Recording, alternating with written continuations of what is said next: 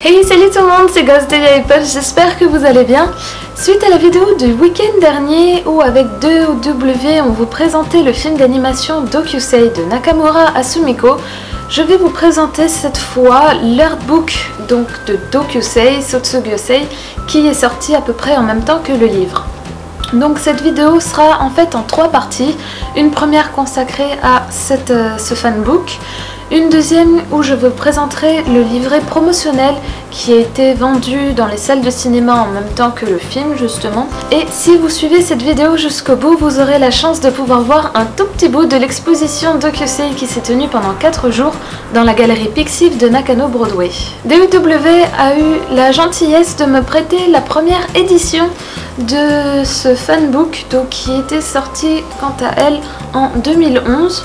Donc vous voyez, elle est beaucoup plus grande et beaucoup plus fine que la nouvelle version que voici.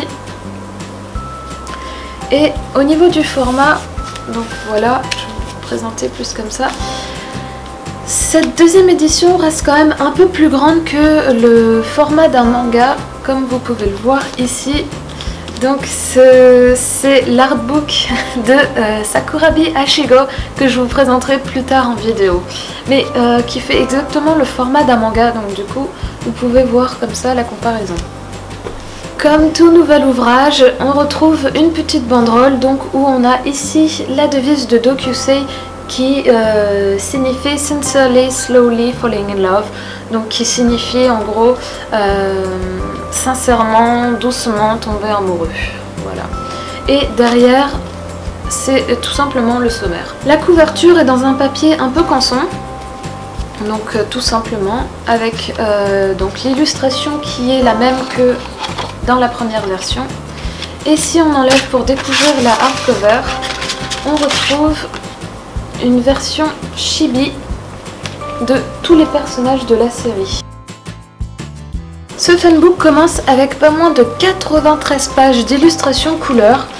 C'est une quarantaine d'illustrations en plus que dans la première version de l'artbook. Donc on a les premières illustrations, donc vous retrouvez les mêmes dans la première version.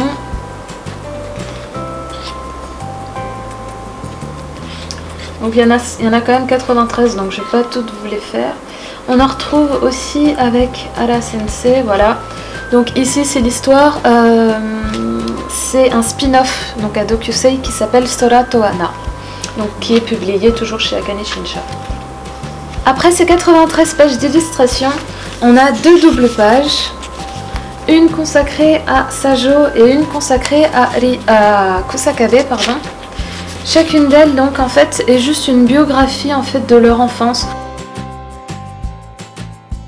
Après ces 2 doubles pages, on a 6 pages consacrées à un making-of, comment Nakamura Asumiko réalise ses illustrations façon aquarelle, et je trouve ça incroyable puisqu'en fait elle est juste à dessiner ses croquis et à apposer la couleur, et elle arrive à gérer comment l'eau va se disperser en fait tout simplement sur l'illustration pour tout colorier.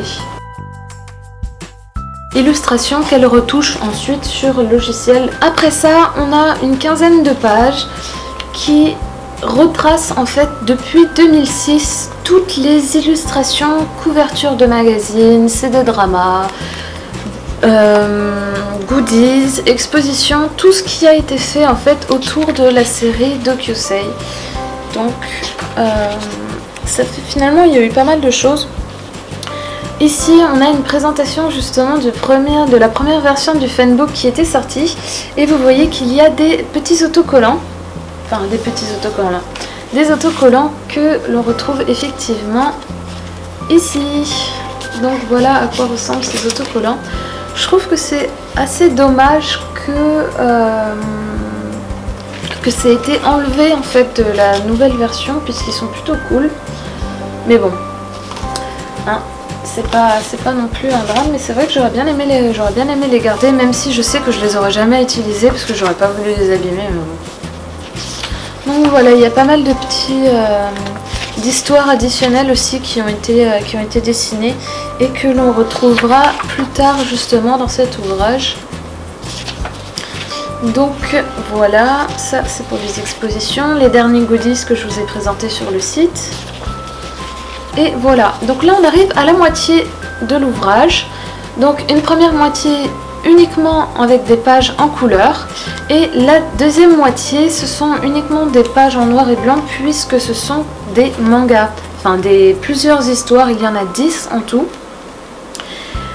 Parmi elles, il n'y en a que 2 que l'on retrouve dans l'ancienne version de l'artbook. La première, c'est une autre version du premier chapitre de Dokusei. Donc en fait, c'est exactement la même histoire, c'est juste que la présentation est différente, les cases, les angles de vue, en fait tout est assez différent. C'est juste la même histoire racontée d'une autre façon, on va dire.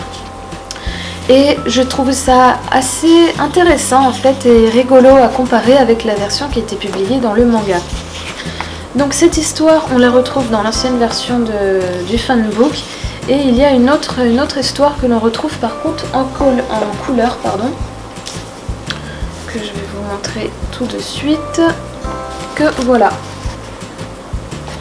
Donc c'est dommage, en fait non finalement c'est pas dommage parce que même si effectivement c'est intéressant de le voir en couleur, je trouve que ça rend mieux en noir et blanc puisque c'est pas le style de couleur qui correspond vraiment à l'ambiance et à la série en fait tout simplement. Donc du coup je trouve que même coloré comme ça rend un peu bizarre. Donc voilà, ces couleurs ont été enlevées et on les retrouve ici. Parmi les 127 pages restantes, donc qui ne sont que des histoires additionnelles, ce sont donc des anecdotes, que ce soit sur Dokusei, la suite de Sotsugosei, pardon, ou encore la suite OB, mais aussi sur Sora Tohana. Donc du coup on retrouve le personnage, notre couple principal, pardon, qui est donc Sajo et Kusakabe, mais on a aussi des histoires sur le couple de Hara Sensei, que l'on retrouve ici par exemple, mais aussi sur le troisième couple que l'on découvre dans OB avec l'autre professeur qui est professeur de mathématiques je crois, mais je ne suis pas sûre, je dis peut-être des bêtises. Et voilà, donc avec un autre élève qui est ici.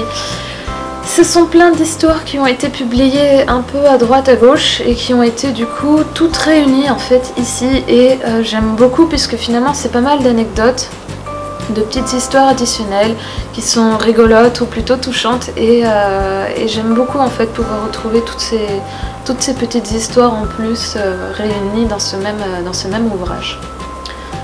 Donc voilà pour ce fanbook qui se termine du coup avec une petite note de Nakamura Sumiko accompagnée de petites illustrations. Il a coûté donc 15 €, mais j'en suis vraiment très contente. Comme vous le savez, si vous avez vu la présentation de l'artbook sur Takara Hirito, j'adore ce genre d'ouvrage et comme Dokusei, ça a vraiment été un gros coup de cœur, surtout quand je suis allée le voir au cinéma. J'en suis vraiment contente en fait de pouvoir la voir et de retrouver toutes ces illustrations et puis toutes ces petites histoires en plus. Moi, je suis allée l'acheter à la boutique Animate. Et donc du coup j'ai eu une illustration en plus avec en cadeau. On va maintenant passer au livret promotionnel qui a coûté 1500 yens, donc ça fait à peu près 12 € comparé au fanbook, c'est quand même beaucoup. Mais on va dire que c'est un objet de collection et je suis, même s'il m'a fait un peu mal à l'achat, je suis quand même assez contente de l'avoir acheté. Il se présente comme ça, dans une pochette façon papier calque.